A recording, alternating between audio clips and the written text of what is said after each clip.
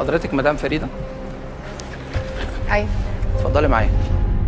مدام سليفة عندها شقة في اسكندرية في سبورتنج، قاعدة فيها دلوقتي، من امبارح ما خرجتش. قولي يا نهى،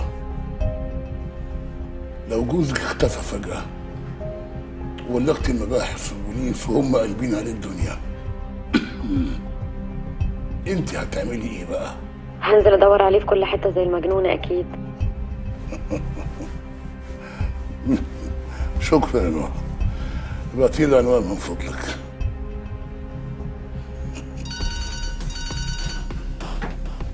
يا مصطفى، بقول لك ايه، بنسبة 99.9% شريف عفيفي في بيت مراته سلافة في اسكندرية.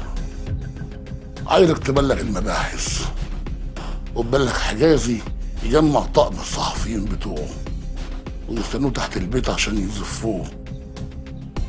هبعت لك العنوان بس ما تتحركش غير لما ابلغك. سلام يا مصطفى. هو احنا رايحين فين؟ اسكندرية. ليه؟ ليه دي هتعرفي اجابتها بعد حوالي ساعتين لما نوصل بإذن الله. الفترة الجاية لازم نتوسع. النمر هو الكائن الوحيد اللي بيفضل باصص في عين خصمه في عز معركته حتى لو كان بيموت. وهو ده اللي انا عايزه منكم، تثبتوا عليكم على حاجة واحدة بس، هي الهدف. هدفكم ايه؟